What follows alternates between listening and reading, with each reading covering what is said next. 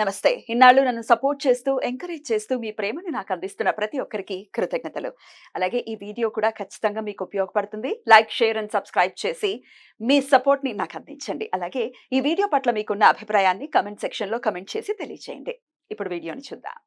నమస్తే, welcome to our channel. నేను పద్మిని. ప్రస్తుతం మనతో పాటు astrologer, tarot card reader and crystal healer Anupama గారు ఉన్నారు. మాట్లాడదాం. అనుపమ గారు నమస్తే అండి. నమస్తే పద్మిని గారు. ఎలా ఉన్నారు అనుపమ గారు? బాగున్నానండి, థ్యాంక్ యూ. ఫైన్.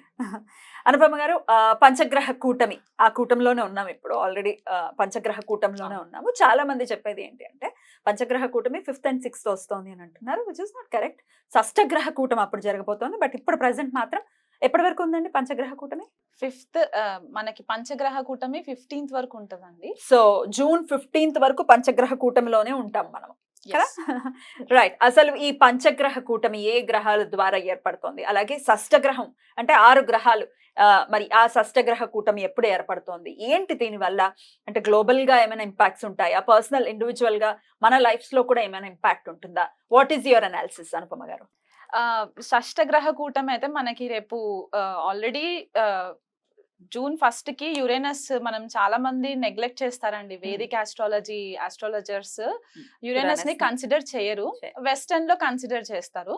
కానీ వేదిక్ లో కూడా మనం కన్సిడరేషన్ ఎక్కడ తీసుకోవాలంటే మండేన్ ఆస్ట్రాలజీ, అంటే గ్లోబల్ ఈవెంట్స్ ప్రెడిక్షన్స్ చేయడానికి మనకి ఈ ప్లానెట్స్, అవుటర్ ప్లానెట్స్ మనకి చాలా ఇంపార్టెంట్ అయిపోతాయి అన్నమాట. For example Neptune, Uranus, Pluto, ఈ 3 గ్రహాలు రవికి దూరంగా ఉంటాయి, పృథ్వీ పైన ఎఫెక్ట్స్ పడవు అని అనుకుంటూ ఉంటాం మనం.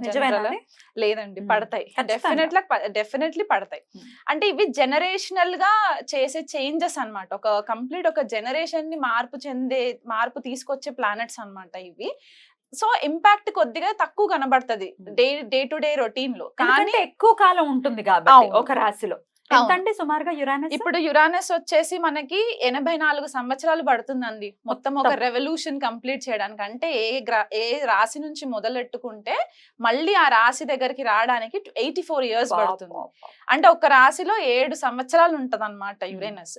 సో ఇప్పుడు యురేనస్ వృషభ రాశిలోకి ఎంటర్ అయింది. మేషం అగ్నితత్వ రాశి నుంచి ఇప్పుడు భూతత్వ రాశిలోకి ఎంటర్ అయింది. అక్కడే ఆల్రెడీ మనకి కొన్ని గ్రహాలు ఉన్నాయి.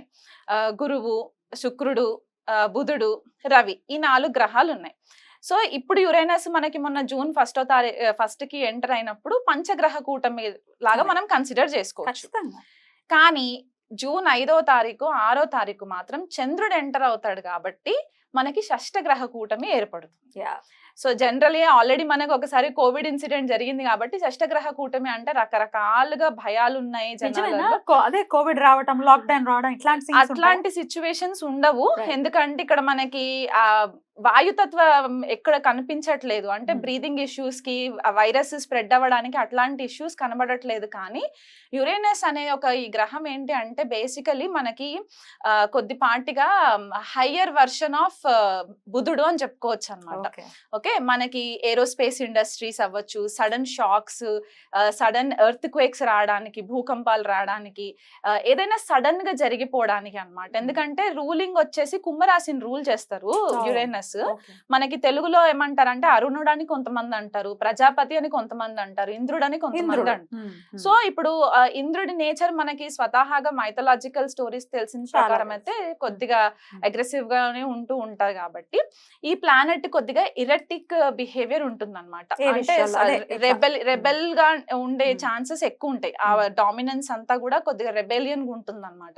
సో ఎప్పుడైతే ఇలాంటి గ్రహము మనకి భూతత్వ రాశిలోకి ఎంటర్ అయ్యి 0 degrees లో ఉంటుంది ఇప్పుడు ప్రెసెంట్ గా. ఎందుకంటే స్లో మూవింగ్ ప్లానెట్, మనం శనినే అనుకుంటాము, శని కంటే ఇంకా స్లో మూవింగ్ ప్లానెట్ కాబట్టి 0 degrees టారస్ లో ఉంది ఇప్పుడు ప్రెసెంట్. అంటే కృతికా నక్షత్రంలో ఉంటుంది. అక్కడే మనకి గురుడు 8 degrees లో కృతికాలోనే ఉంటారు. బుధుడు కూడా మనకి ఇంచుమించు 3 degrees 4 degrees 7 degrees ఉంది. 7 degrees బుధుడు మనకి కృతికాలో ఉంటారు. రోహిణిలో రవి అండ్ శుక్రుడు 20-21 degrees క్లోజ్ కంజంక్షన్స్ లో ఉంటాయి. అండ్ తర్వాత మళ్ళీ చంద్రుడు ఎంటర్ అవుతాడు. సో చంద్రుడు కూడా కృతికాలోనే, అంటే ఒక 4 గ్రహాలు కృతికా నక్షత్రంలోనే ఉంటాయి అన్నమాట. ఆల్రెడీ మనకు తెలిసింది ఏంటంటే కృతికా నక్షత్రం అగ్నితత్వ నక్షత్రం. అండ్ సింబల్ కూడా మనకి రేజర్, ఫైర్, కత్తి, ఇవన్నీ తోటి మనం కన్సిడర్ చేసుకుంటాం. సో ఒక ఎరేటిక్ బిహేవియర్ ఉన్న గ్రహము కృత్తికాలోకి ఎంటర్ అయినప్పుడు గురుడు ఆల్రెడీ మనకి వాయుతత్వ గ్రహంగా మనం చెప్పుకుంటాం, ఆకాశ తత్వంగా చెప్పుకుంటాం కాబట్టి ఈ ప్లానెట్స్ అన్ని కూడా ఒక క్లస్టర్ ఆఫ్ ఎనర్జీస్ వచ్చేసరికి ఎక్స్ప్లోజన్స్ అయ్యే ఛాన్సెస్ ఎక్కువ ఉంటాయండి మనకి. అందులో యురేనస్ ఏంటంటే 84 years అని చెప్పాను కదా, క్రితం జరిగిన ట్రాన్సిట్ ఎప్పుడు అని అంటే 1940వ సంవత్సరంలో జరిగింది ట్రాన్సిట్. అప్పుడు టారస్ లో ఉన్నారు, అప్పుడు వృషభంలో ఉన్నారనమాట యురేనస్. అప్పుడు ఏం జరిగింది? 1940లో మనకి యాక్చువల్ గా సెకండ్ వరల్డ్ వార్ స్టార్ట్ అయిందండి. సెకండ్ వరల్డ్ వార్ స్టార్ట్ అయింది. ప్రేక్షకులు కావాలంటే వెరిఫై చేసుకోవచ్చు మన టైమ్ లైన్స్. సో 1939 అంటే ఆల్మోస్ట్ మేషరాశిలో నుంచి లీవ్ అయ్యి టారస్ లోకి ఎంటర్ అయ్యే టైం కంటే సెప్టెంబర్ 1939లో 1939వ సంవత్సరంలో మనకి సెకండ్ వరల్డ్ వార్ స్టార్ట్ అయ్యి అదొక 7 సంవత్సరాలు కంటిన్యూ అయ్యింది అనమాట. సో 46 వరకు మనకి అది కంటిన్యూయేషన్ లోకి వచ్చి అప్పుడు మనకి సెకండ్ వరల్డ్ వార్ మొత్తము ఒక పీస్ లెవెల్లోకి వచ్చింది. సో ఆ దేశాల పైన యుద్ధాలు జరగడం, రకరకాల ఇష్యూస్ మనం ఫేస్ చేసాము, ఫైర్ ఎక్స్ప్లోషన్స్ ఇట్లాంటివన్నీ చూసాం. సో ఇప్పుడు కూడా ఇంచుమించు వార్ వస్తుందా అంటే నేను 100% వార్ వస్తుంది రావాలని ఏం లేదు, వరల్డ్ వైడ్ గా ఎక్కడైనా వరల్డ్ వైడ్ గా ఎక్కడ. ఇప్పుడు ఓన్లీ మన ఇండియాకే జరగాలని లేదు కదా, గ్లోబల్ గా ఎక్కడైనా జరగచ్చు. ఇప్పుడు యుక్రెయిన్ లో ఆల్రెడీ ఎట్లాంటి వాతావరణం ఉందో మనకు తెలుసు. సో ఇది ఇంకొంచెం ఎన్హాన్స్ చేస్తుందని అనుకోవచ్చా ఈ గ్రహ కూటమి? అవునండి, అవుతుంది. యుఎస్ తోటి కూడా కొద్దిగా ఇష్యూస్ రావడము, యుఎస్ రష్యా యుక్రెయిన్ కి ఇష్యూస్ రావడము, మళ్ళీ ఇప్పుడు మనకి ఇక్కడ అరబ్ కంట్రీస్ లో కూడా మనకి కొద్దిపాటిగా ఇష్యూస్ రావడము, ఇండియా వైపు కూడా మనకి ఇప్పుడు ఇండియా ప్రకారం తీసుకుంటే మన భారతదేశ ఇండిపెండెన్స్ వచ్చిన చార్ట్ ప్రకారం చూసుకుంటే గనక మనది వృషభ లగ్నం అవుతుంది.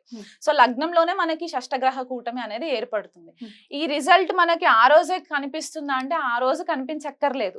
ఇది ఒక ప్రాసెస్, స్లో మూవింగ్ ప్రాసెస్ కాబట్టి it will take some time అన్నమాట. ఆ మొత్తం ఎనర్జీస్ అంతా కల్మినేట్ అయ్యి మనకు ఒక ఎండ్ రిజల్ట్ రావడానికి. కాకపోతే ఇక్కడ మనకి ఇంటర్నేషనల్ లెవెల్లో కూడా మనకి కొద్దిపాటిగా ఇప్పటి వరకు ఏదైతే మనకి ఆ ఫ్రీనెస్ ఉండిందో in terms of international leaders తోటి మనకి కమ్యూనికేషన్స్ అవ్వచ్చు, లేకపోతే మనకి వాళ్ళతో ఉన్న ఫ్రెండ్షిప్స్ అవ్వచ్చు, కొద్దిపాటిగా డిస్టర్బ్ అయ్యే ఛాన్సెస్ ఉంటాయండి. మన నేషనల్ లీడర్స్ కి కూడా కొద్దిపాటిగా థ్రెట్ ఉండే ఛాన్సెస్ కూడా ఉన్నాయి రాజకీయ నాయకులకి. అండ్ మనకి ఇంకొకటి ఏంటి అంటే ఇప్పుడు ఇండియా చార్ట్ అని చెప్పేసి అనుకున్నాం కాబట్టి మనకి నార్త్ లో ఎక్కువ ఇది చూసుకుంటే భూకంపాలు వచ్చే ఛాన్సెస్ మనకి నార్త్ లో ఎక్కువ కనబడుతూ ఉంటాయి. సో ఈ గ్రహాలన్నీ వీక్షణ మనకి వృశ్చిక రాశి పైన పడుతుంది. ఇప్పుడు అందరి కళ్ళంతా వృశ్చిక రాశి పైన ఉంటుంది అనమాట. ఎందుకు అంటే ఈ షష్టగ్రహాలన్నీ కూడా 7th ఆస్పెక్ట్ వృశ్చిక రాశి పైన పడుతుంది. కుజుడు ఆల్రెడీ మేషరాశిలోకి ఎంటర్ అయ్యి మేషరాశి నుంచి 8వ ఆస్పెక్ట్ వృశ్చిక రాశి పైన పడుతుంది. రాహు 9వ దృష్టి మనకి వృశ్చిక రాశి పైన పడుతుంది. అండ్ ఇక్కడ కుజుడు ఆల్రెడీ శని వీక్షణలోనే ఉన్నారు. సో మొత్తం 9 గ్రహాలు వృశ్చిక రాశి పైన పడుతుంది చూపు. అండ్ షష్టగ్రహ కూటమి మాత్రం వృషభ రాశిలో జరుగుతుంది. సో మన లైఫ్ లో ఎట్లాంటి ఈవెంట్స్ అంటే మనకి వృషభ రాశికి సంబంధించిన కారకత్వాలు, వృశ్చిక రాశికి సంబంధించిన కారకత్వాలు ఎఫెక్ట్ అయ్యే ఛాన్సెస్ ఉంటాయి. సో మనకి నార్త్ ఇండియాలో భూకంపాలు వచ్చే సంఘటనలు, సౌత్ ఇండియాకి వచ్చేసరికి ఎస్పెషల్లీ తెలుగు రాష్ట్రాలు, తమిళనాడు, కర్ణాటక, కేరళ ఇటువైపు ఫ్లడ్స్ వచ్చే ఛాన్సెస్ ఎక్కువ ఉంటాయి. వర్షాలు, సునామీస్, సైక్లోన్ ఎఫెక్ట్స్, దానివల్ల కొద్దిగా జన నష్టము. అండ్ మనకి ఇంకొకటి ఏంటంటే మనకి టారస్ వృషభ రాశి మనకి అగ్రికల్చర్ కి కూడా సంబంధించింది. అంటే పంటలు, పాడి పంటలు ఇవన్నిటికీ కూడా మనకి ఫుడ్ రిసోర్సెస్ కాబట్టి అక్కడ పంట నష్టం కొద్దిగా జరగడం, వర్షాల వల్ల, బీభత్సమైన వర్షాల వల్ల కొద్దిగా పంట నష్టం జరగడము. అండ్ టారస్ మనకి ఫైనాన్షియల్ రిజర్వ్స్ కూడా కదా. సో ఫైనాన్షియల్ గా కూడా మనకి కొద్దిపాటిగా డిస్టర్బెన్సెస్ రావడము, సడన్ చేంజెస్ రావడము, గ్లోబల్ అంటే మనకి ఇంటర్నేషనల్ లెవెల్ అండ్ మనకి నేషనల్ లెవెల్లో కూడా ఫైనాన్షియల్ రీస్ట్రక్చరింగ్ జరిగే ఛాన్సెస్ ఈ షష్టగ్రహ కూటమి ఎఫెక్ట్స్ వల్ల జరిగే ఛాన్సెస్ ఉన్నాయి. అండ్ అది కాకుండా స్పెసిఫిక్ గా ఇది ఎవరికి ఎక్కువ వర్తిస్తుంది అంటే ఇండివిజువల్ హారోస్కోప్స్ లో కూడా సడన్ గా ఫైనాన్షియల్ రిసెంట్మెంట్ రావడము. అండ్ ఇంకొకటి ఏంటి అంటే స్టాక్స్ లో ఇన్వెస్ట్మెంట్స్ చేస్తూ ఉంటారు కొంతమంది. స్టాక్స్ లో సడన్ గా లాసెస్ ఫేస్ చేయడము, ఒక కన్ఫ్యూజన్ కైండ్ ఆఫ్ ఎనర్జీస్ మనకి కనబడతాయండి ఈ Okay. షష్టగ్రహ కూటమి ఎఫెక్ట్స్ వల్ల. ఎన్నాళ్ళు ఉండొచ్చు ఈ ఇంపాక్ట్స్ అంతా కూడా? ఈ షష్టగ్రహ కూటమి అయితే మనకి 2 రోజులు ఉంటుంది. ఉంటుంది. జూన్ పంచగ్రహం 5. అయితే? పంచగ్రహం అయితే మనకి జూలై 15వ తారీఖు వరకు ఉంటుంది. అంటే రవి మనకి వృషభ రాశిలో నుంచి మిథునంలోకి వచ్చేయాలి. తర్వాత శుక్రుడు కూడా మిథునంలోకి వచ్చేస్తారు. అప్పుడు బుధుడు కూడా వచ్చేస్తాడు కాబట్టి ఇంకా లాస్ట్ మిగిలిన గ్రహాలు ఏంటి అంటే గురుడు అండ్ యురేనస్ 2 కలిసి ఉంటాయి కాబట్టి ఇది మనకి long lasting effect. Next year కి మనకి కొద్దిపాటిగా డిస్టర్బెన్సెస్ ఇంకెక్కువ విట్నెస్ చేయడానికి ఉంటదండి. అది మనకి మండేన్ లెవెల్లో చెప్పుకునే అంశాలు అన్నమాట ఇవి. ఇండిపెండెన్స్ కి ఒకసారి చెప్పండి, ఏ రాశి వాళ్ళకి ఎలా ఉంటుంది అనేది ఒకసారి చెప్పండి.